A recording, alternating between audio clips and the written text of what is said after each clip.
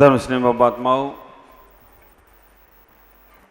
मंदिर की पूजाएं, मंदिर की उपासनाएं, हमारे जीवन की साधनाएं कैसी हों, क्योंकि हम जिसमें जी रहे हैं, वैसा ही हमारा जीवन होना चाहिए।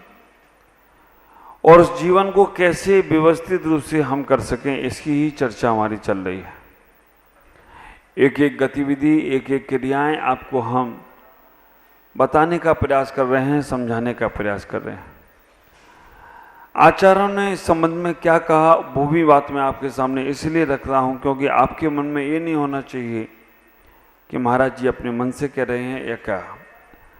आचार्य भद्रभाव स्वामी हमारी लघु विद्या नाम का एक ग्रंथ में जो मंत्र आराधनाओं का फल, मंत्र आराधनाओं का जाप का तरीका बता रहे हैं, आप विचार करके रखना।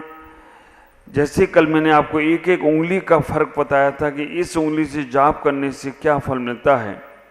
आचार्य कहते हैं, अगुस्टेन तु मोक्षार्थ धर्मार्थम तर्जनी भवेत मध्यमा शांतिकम ज्ञेया सिद्धि लावाय नामिका।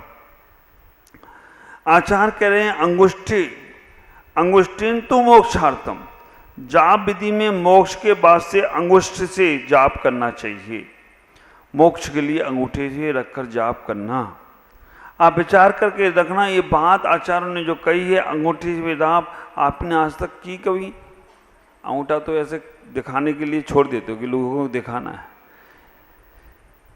हाँ, अंगूठा दिखाया ही नहीं जाता है। अंगूठा के से लोगों को झुकाया भी जाता है। कैसे झुकाया जाता है? ऐसा अंगूठा कर लो ना तो सर बड़े बड़े लोग झुका देंगे तिलक करने के लिए। जब तिलक करना है तो अंगूठे को ऐसे कर दो, और जब जूते खाना है तो ऐसे कर लो खुटका। और आजकल तो ये टीवियों में पता नहीं क्या क्या दिखाते हैं, बाबा जी का ठोलू, वो भी ऐसे ही करते हैं कुछ। बाबा जी का ठोलू करके ऐसे ऐसे करते, बाबा जी का ठोलू, और बारी तुम्हारी बुद्धि, वो सीख लेते। तो आप विचार करके रखना, ये अंगूठा बाबा जी का ठोलू के लिए नहीं बना है, ये अंगूठा जाप करने के लिए बना है।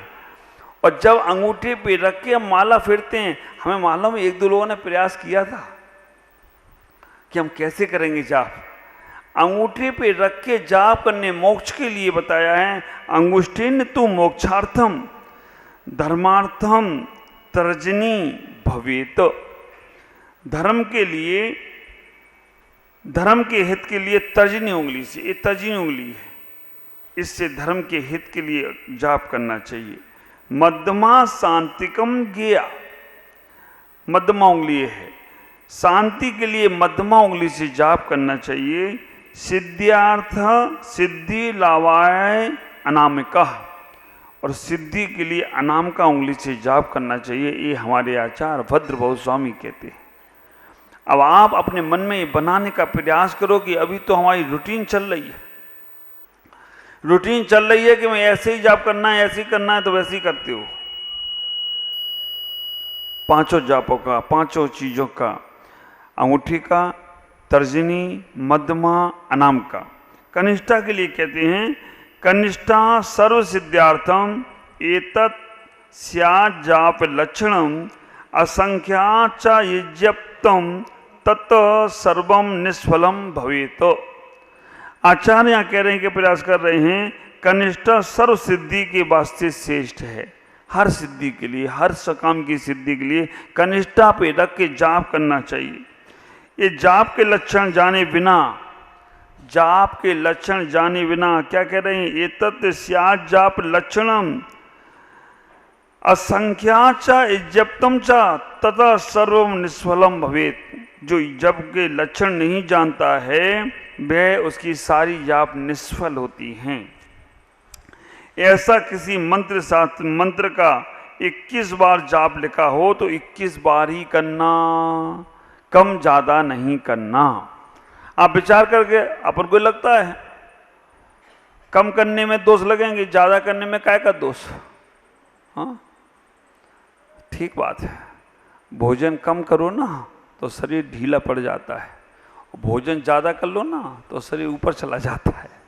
आप विचार करके रखना, भोजन कम करना शुरू कर दो आप, तो शरीर ढीला पड़ जाता है। बीणा के तार को ढीला छोड़ दो तो स्वर निकलना बंद, और बीणा के तार को ज्यादा टाइट कर दो तो स्वर निकलना बंद।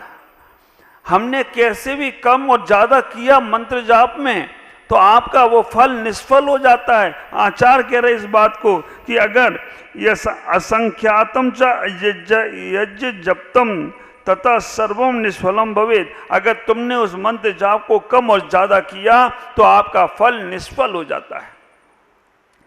प्रसंग बस एक उदाहरण आपको देना चाहता हूं।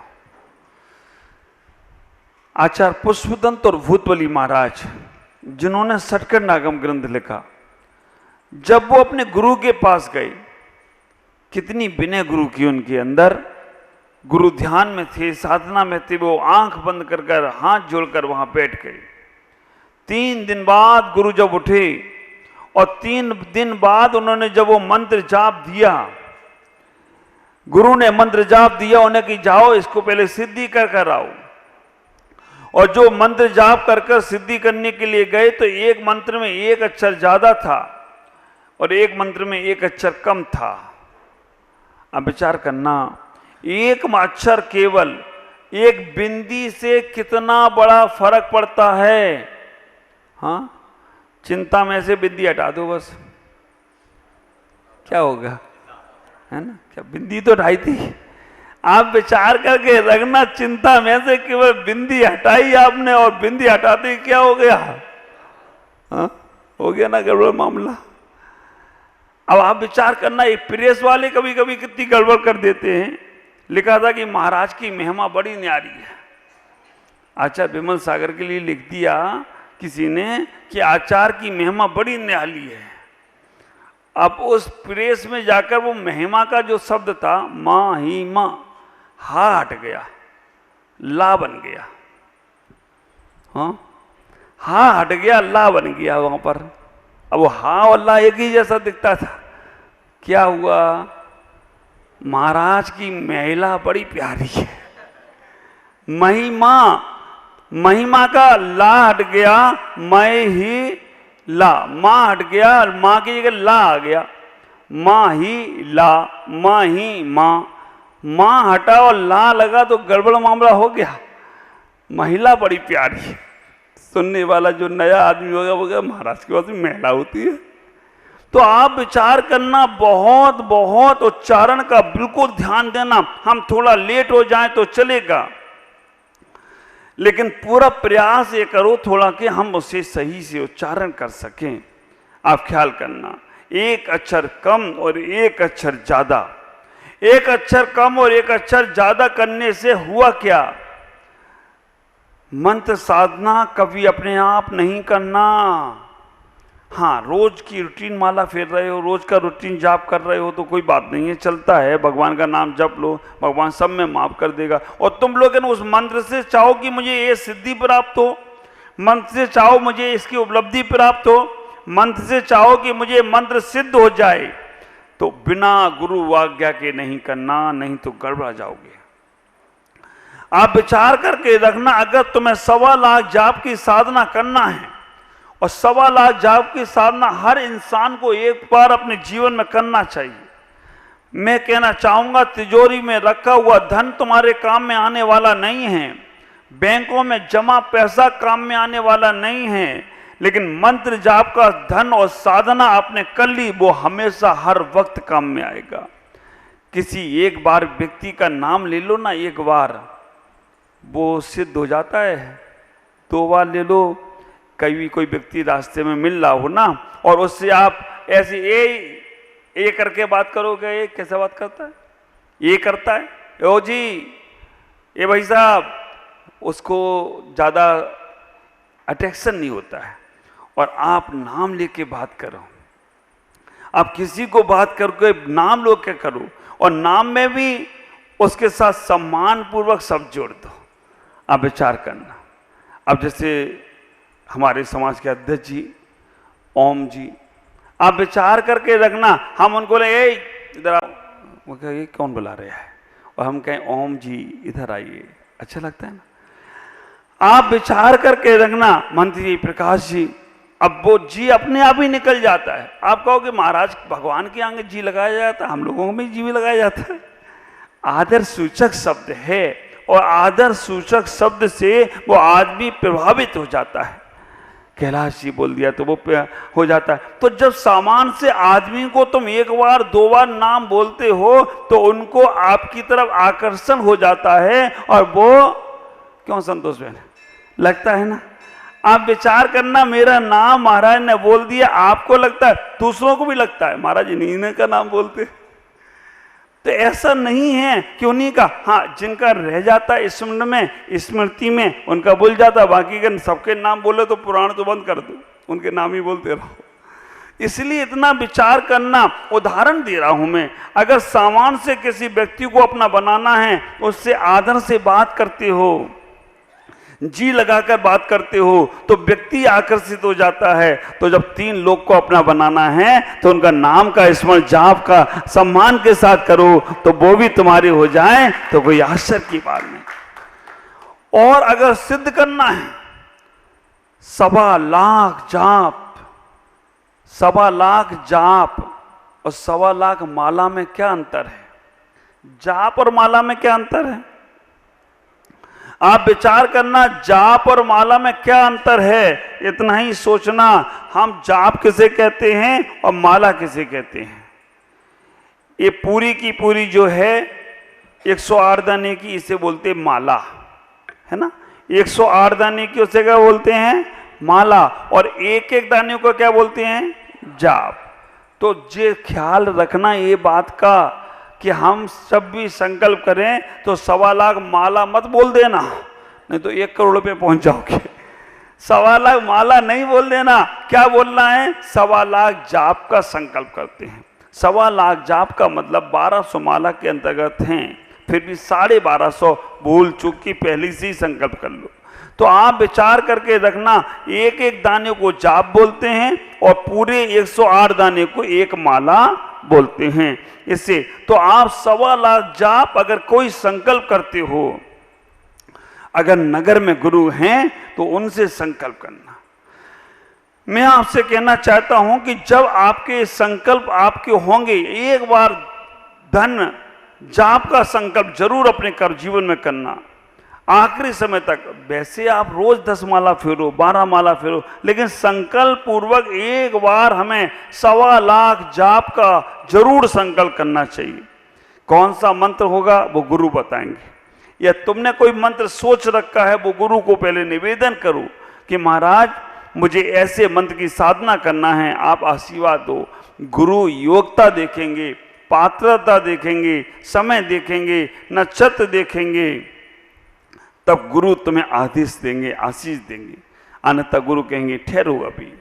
तो ख्याल करना, जाप हम जब करते हैं तो कभी ना कभी अपने जीवन में, कभी ना कभी क्यों, अभी इस चातुर्मास में सबको 1.25 लाख जाप करना है। इस चातुर्मास में सबको, हमारे ऐसे ऐसे भक्त हैं, अब विचार करके रखना। अभी गुरु पूर्णिमा पे आएंगे, 1 साल का संकल्प अभी लेकर जाएंगे, वो वहां से लेकर आएंगे, संकल्प लेके जाएंगे। और आप सबको गुरु पूर्णिमा पे संकल्प करना है कि महाराज हम 4 महीने के अंदर 1.25 लाख जाप करेंगे। और आपसे मैं कहना चाहता हूं, संकल्प कर लोगे तो जल्दी से जल्दी हो जाएंगे। 4 महीने में ना हो पाए तो उसकी चिंता भी मत करो, वो हम 4 महीने के बाद बताएंगे। नहीं तो अभी से ही सोचने लगते। आदमी मकान बनाता नहीं, उसके पहले सोचने लगता कि सही बनेगा कि नहीं बनेगा। शादी करता नहीं, उसके पहले ही सोच लेता बच्चे होंगे कि नहीं होंगे। आप विचार करके ये सब मत सोचो, आप तो अपना कार्य करो, बाकी का कार्य तो अपने आप होता चला जाएगा। तो 1.25 लाख जाप का संकल्प जरूर बनाना। जाप आचरण ने यहां पर कह दिया कि हम कौन सी, हमें कम ज्यादा नहीं करना है, जितनी है उतनी। और उसके बाद हम जो जाप कर रहे हैं वो प्रायश्चित के रूप में कर रहे हैं। उन्होंने संकल्प कर लिया कि एक कम और एक ज्यादा अक्षर था। आचार्य पुष्प दंत भूत बली ने, मैं मंत्रों का इसलिए बताना चाहता हूं, एक अक्षर कम था एक ज्यादा था, और उन्होंने संकल्प कर लिया। उनके वो मंत्र जाप से सिद्धि हो गई, क्योंकि गुरु ने दिया था। अपने आप करते रहो तो कुछ होने वाला नहीं। गुरु ने दिया था तो उनको उस मंत्र की सिद्धि हो गई। जिनको एक अक्षर कम वाला मंत्र दिया था उनको एक देवी प्रकट हुई। वो देवी की एक ही आंख थी, उस देवी की एक ही आंख थी और वो प्रकट हो गई। एक आंख वाली देवी, देवी तो छोड़ो, अगर इंसान दिख जाए तुम्हें एक आंख वाला, इंसान तो छोड़ो, अगर नाटक वाला ही दिख जाए एक आंख वाला तो तुम्हें डर लग जाए। कोई चेहरा लगा के आ जाए एक आंख वाला और रात में निकल जाए तो बस तुम तो घबरा जाओगे। लेकिन वो डटे रहे।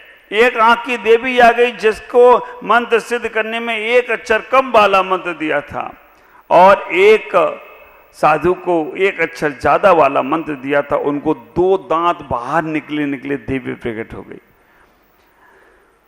और आप विचार करके रखना, उन्होंने गुरु की आज्ञा को, गुरु की सिरधार करते हुए उस मंत्र को, अक्षर को ठीक किया और ठीक करने के बाद उनको सही मंत्र की सिद्धि हुई। और फिर वहां पर जो देवियों का उनको प्रकट हुई वो शाश्वत उनके लेखन कार्य में, पूजन कार्य में आई। एक आंख वाली जिसको देवी प्रकट हुई थी उस देवी ने भी पूजा करी। उनका नाम रखा गया भूत बली महाराज, क्योंकि भूत जैसा चेहरा था। और जिसके दांत बाहर निकले थे वो जिनको प्रकट हुई उनका नाम रखा गया पुष्पदंत महाराज। पुष्पदंत और भूत बली जिन्होंने सठखंड आगम ग्रंथ की रचना की। अब विचार करना, हमें कभी भी बिना गुरु के मंत्र जाप नहीं लेना चाहिए। सामान्य नॉर्मल से जो जाप करते हो करें। आचार्य और कहने का प्रयास कर रहे हैं कि हमें कम ज्यादा भी नहीं करना। अंगुल्य गृणी, अंगुल्य अग्रणी यज्जप्यम यज्जप्तम मेरुलंगनी व्याग चित्तीन इज्जप्तम तथा सर्वम निष्फलम भवेत। ये सब चीजें मैंने कल आपको बताई थी, लेकिन हमने श्लोक नहीं सुनाई थी तो हमने सोचा तुम लोगों का ये श्लोक भी बता दूं। अंगुल्य अग्रणी, अंगुल्य अग्रणी का मतलब है आगे वाले पोर पर रख के जाप करते हो। अंगुल के अग्रणी मतलब आगे वाला पोर, सबसे आगे वाले पोर पर जाप करते हो। ये जपम, ये जपतम मेरु उल्लंघनी, आप माला फिरते फिरते मेरु का उल्लंघन कर जाते हो। ये मेरु है, सुमेरु है, इसको जाप करते करते मेरु का उल्लंघन कर जाते हो। व्याग चित्ते ने, माला जिते जपते मन में व्यागता, मन में क्रूरता, मन में और कोई भाव आ रहा है, ये जपतम तदा सर्वम निष्फलम भवेत, इसका जाप का कोई फल नहीं है। आप विचार करना, अगर आप आगे की उंगली पे रख के जाप करते हो या आप मेरु का उल्लंघन बार बार कर रहे हो या मन में आकुल व्याकुल रोकर जाप कर रहे हो, उस जाप का आपको फल नहीं मिलेगा। करते रहो, इस थाली का उस थाली में, इस माला को हाथ में फेरते रहो, है ना। माला हाथ में कमर में फेरी, आप विचार करना कैसे काम चलेगा। आचार्य कह रहे हैं कि जब भी जाप करना है तो मध्य में फेरने का प्रयास करो। माला मध्य में फेरने का प्रयास करेंगे तो उसका हमें फल निश्चित ही व्यवस्थित रूप से मिलेगा। 3 प्रकार से हम मालाओं को फेर सकते हैं। अलग अलग आचार्यों ने बहुत अच्छे तरीके से उस माला जाप का अलग अलग तरीका, कारण, दिन, समय सब बताया। जाप 3 प्रकार से, मानसिक, वाचनिक और कायिक। समझ, मानसिक जाप का सबसे ज्यादा फल है, असंख्यात गुना फल। मन में आप माला ले लिए हैं और माला लेने के बाद मन ही मन में जाप चल रही है, मन ही मन में जाप चल रही है, मुंह भी ओंठ भी नहीं हिल रहे हैं और उच्चारण भी नहीं आ रहा है, मन ही मन में जाप चल रही है, इसका असंख्यात गुना फल है। और जिसमें ओंठ हिल रहे हैं इसको बोलते हैं औष्टिक जाप। केवल ओंठ तो हिल रहे हैं लेकिन शब्द बाहर नहीं आ रहे हैं, उसका मानसिक जाप से कम फल प्राप्त होता है। तीसरे नंबर की जाप है कायिक। कायिक जाप का मतलब है कि जो हम बोल के कर रहे हैं, उच्चारण पूर्वक कर रहे हैं, नमो हरिंताणम, नमो सिद्धाणम, नमो हरियाणम, अब तुम्हारी तो जाप चल रही है, बगल में जो ध्यान कर रहा है उसका क्या हाल है, उससे पूछ लो एक बार, है ना। आप विचार करके रखना, आप जोर जोर से बोल बोल के कर रहे हो और बगल में कोई ध्यान करने वाला बैठा है तो आपका उस जाप का फल कम मिलने वाला है। वैसे नमोकार मंत्र का पाठ करो, लेकिन आप अगर माला लेकर आप जोर जोर से बोल रहे हो, बहुत सारे लोग बोल लेते हैं, तो आप विचार करना उनका फल और कम हो जाता है। तो सबसे ज्यादा फल मानसिक का, और आप कर सकते हो मन ही मन में। कायिक जाप में हाथों की उंगलियों का भी आएगा। अगर आपके हाथ में उंगलियां घूम रही हैं, ये भी कायिक जाप है, उससे हमें अपने फल को कम प्राप्त होगा। आचार्यों ने कह दिया मानसिक जाप सब श्रेष्ठ है। जाप अंगुलियों पर या माला द्वारा करना चाहिए। माला चाहे सूत की हो, स्फटिक, सोना, चांदी या मोती आदि की हो सकती है। तो आचार्य यहाँ मालाओं का पूरा ये विज्ञान आपको दे रहे हैं कि इन मालाओं से हम कुछ भी कर सकते हैं। अगर माला मंत्र जाप हम फेरना शुरू करेंगे तो हमारा जीवन बहुत बहुत अच्छा होगा, बहुत आनंदित होगा। आपसे कहना चाहूँगा कि हमारे मंत्र जाप में बहुत शक्ति होती है। ख्याल करो, पहले जब राजा महाराजा युद्ध लड़ते थे, ये मैं इसलिए आपको बताना चाहता हूं कि मंत्रों की शक्ति क्या है। रामायण में आपने देखा होगा या महाभारत में आपने देखा होगा, जब राजा महाराजा लड़ रहे हैं और लड़ते लड़ते उन्होंने जैसे तीर और कमान हाथ में लिया और तीर कमान हाथ में लेते ही उन्होंने ऐसे ऊपर पढ़कर ऐसे कर मंत्र पढ़ा, बुलबुलाए कुल। मंत्र तो आपको बताते नहीं होंगे, लेकिन वो जैसे वो बुलबुलाए, मन में कुछ व्याप किया और कहा एक गरुण बाण। अगर सामने से नागवाण किसी ने फेंका है तो यहां से उन्होंने गरुण बाण चला दिया। गरुण पक्षी को देख के तो नाग भाग ही जाएगा। आप विचार करके रखना, ये सारे के सारे हम उदाहरण महाभारत के, रामायण के जितने भी युद्ध हुए, उन्होंने जो बाण चलाए, बाणों में कहां से शक्ति आई? मंत्रों से शक्ति आई। वरुण बाण, गरुण बाण, वर्षा बाण, उन्होंने कहा अग्नि बाण भेजा। उन्होंने इधर से अग्नि बाण फेंका, उन्होंने उधर से कौन सा बाण फेंक दिया? वर्षा बाण, मेघ बाण, पानी बरस गया, अग्नि सारी खत्म। ये सब मंत्रों का आपने देखा है, सुना है, विश्वास नहीं होता है। क्यों नहीं हो पा रहा है? क्योंकि आपको विश्वास पदार्थों पर है, आपको विश्वास लोगों पर है, आपको विश्वास भगवान पे भी कर लोगे लेकिन भगवान के मंत्रों पे नहीं करोगे। आप ख्याल करके रखना, आपका मंत्रों का प्रभाव इतना ज्यादा पड़ता है, इतना बोलने का बोलना भी एक मंत्र है, बोलने की कला भी एक मंत्र है, जिसको वक्ता की क्या शैली बोलते हैं। पहले के राजा महाराजा बड़े बड़े युद्ध लड़ते थे, उनके पास इतने ज्यादा अस्त्र शस्त्र नहीं होते थे। भाई रूपणी विद्या सिद्ध करी रावण ने। जब श्रीपाल निकले व्यापार के लिए तो उनने जलतारण नाम की विद्या सिद्ध करी। ख्याल करके रखना, हमारे जिनागम में मंत्र शास्त्रों में ऐसे ऐसे उदाहरण आए हैं। एक मुनिराज थे जिनका नाम था विद्याधर। अभी विद्यासागर जी बहुत पहले के विद्याधर। वो कहीं कर्नाटक में बीजापुर में थे। वहां पर जब मुगल साम्राज्य का राज चल रहा है, मुगलों ने दिल्ली में आक्रमण कर दिया और दिल्ली में कहा जैनियों से तुम मेरा धर्म स्वीकार करो, अगर नहीं कर सकते हो तो तुम अपना धर्म लेकर कहीं और चले जाओ। लाल किला मंदिर इतना सुंदर बना हुआ, और वहां पर जब उन्होंने इस प्रकार की बात कर दी कि तुम्हारा धर्म सही है, इसका प्रमाण दो, तुम्हारे धर्म में कोई आश्चर्य चमत्कार, इसका प्रमाण दो, नहीं तो तुम हमारे धर्म को स्वीकार करो।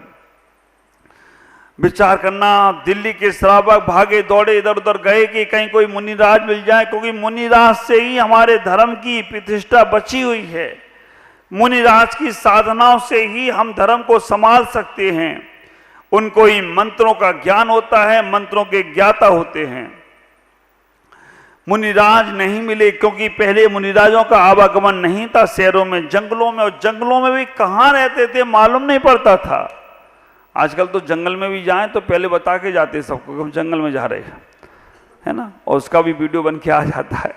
आप विचार करके रखना, जंगलों में पहले मुनिराज कहाँ चले गए पता ही नहीं चलता था।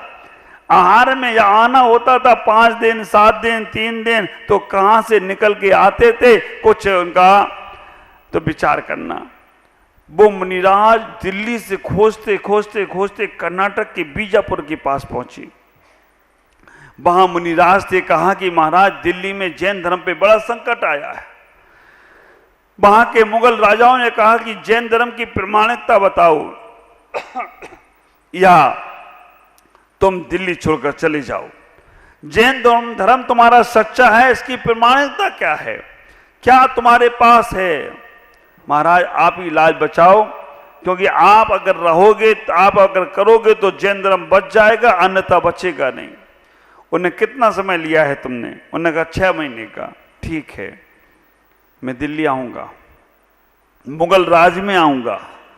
आप विचार करके रखना, दिल्ली आऊंगा और मैं उस अपने धर्म की प्रतिष्ठा को बताऊंगा, ये धर्म सही है, सच है, क्योंकि यहां बहुत कुछ है। 1 महीना हो गया, मुनिराज का वहां से बिहार नहीं हुआ। श्रावक ने कहा चलो महाराज दिल्ली बहुत दूर है।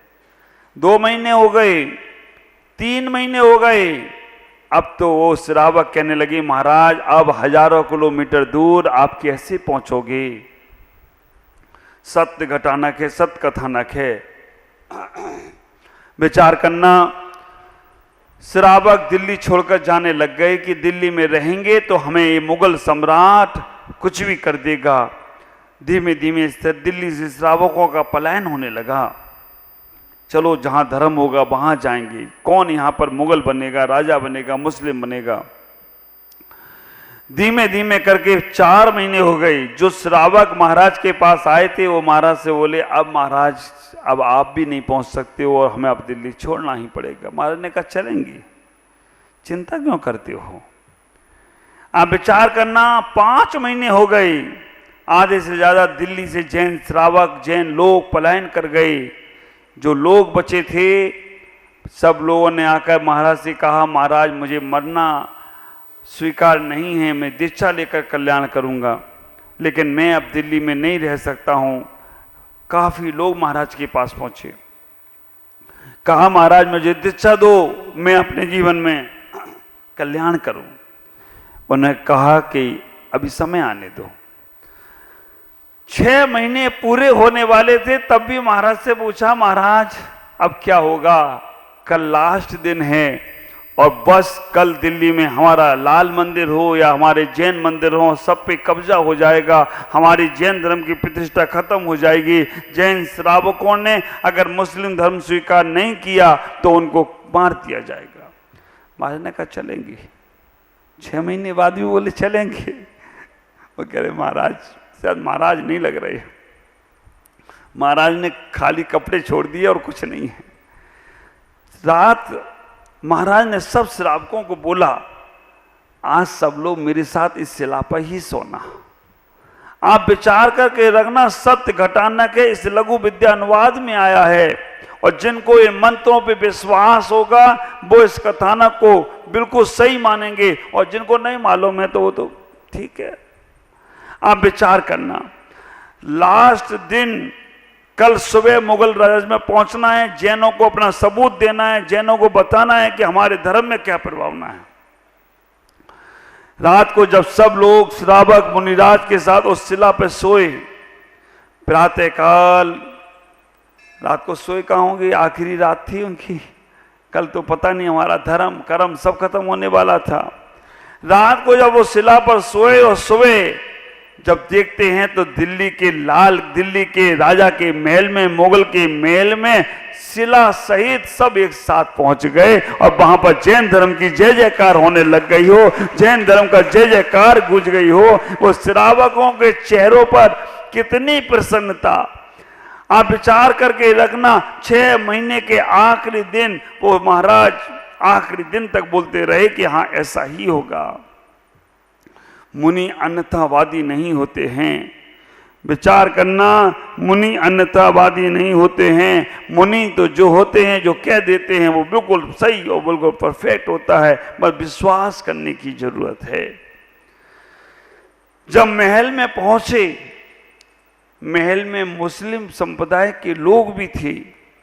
उन्होंने महाराज के कमंडल में मछली पैदा कर दी। मंत्र तत्व तो उन्हें भी मालूम है। आप विचार करके रखना, मंत्र शास्त्र का ज्ञान हर ग्रंथों में है। उन्होंने महाराज के कमंडल में मछली उत्पन्न कर दी। महाराज को भी मालूम था ये गड़बड़ करने वाले हैं। उन्होंने कहा कि महाराज ये दिगंबर साधु जो हैं ये अपने कमंडल में मछली रखते हैं। उनके पुरोहितों ने कहा, और ये मछली रखते हैं, जब भूख लगती है तो उसे निकाल के खा लेते हैं। ये काय के अहिंसक हैं, ये क्या चीजें हैं। उस सामने वाले को बड़ा विश्वास था कि मैंने मछली पैदा कर दी तो मछली निकलेगी। मुनिराज से कहा कि क्या ये बात सही है? उन्होंने कहा ना, हमारे कमंडल में एक भी मछली नहीं है, हमारे कमंडल में तो फूल निकलेंगे, क्योंकि मंत्र को काटना है तो जो उसका असर होगा वो तो रहेगा ही रहेगा ना। मुनिराज ने मंत्र साधना से सारे कमंडल को जब उल्टा किया गया तो कमंडल में मछली जगह फूल निकल रहे हो, तो कोई आश्चर्य की बात। विचार करना, इसी ग्रंथ का पहला पेज ऊपर का यही था कि मछली की जगह वहां से फूल निकलने लग गए। आप विचार करना, जैन धर्म की जय जयकार होने लगी। बहुत वाद विवाद हुआ, बहुत सारी चीजें हुई। उस वक्त हमारा जैन धर्म बचा क्योंकि हमारे पास मंत्र शास्त्र था। और अगर ये मंत्र शास्त्र हमारे पास से खत्म हो जाए ना, तो हमारे पास कुछ नहीं बचेगा।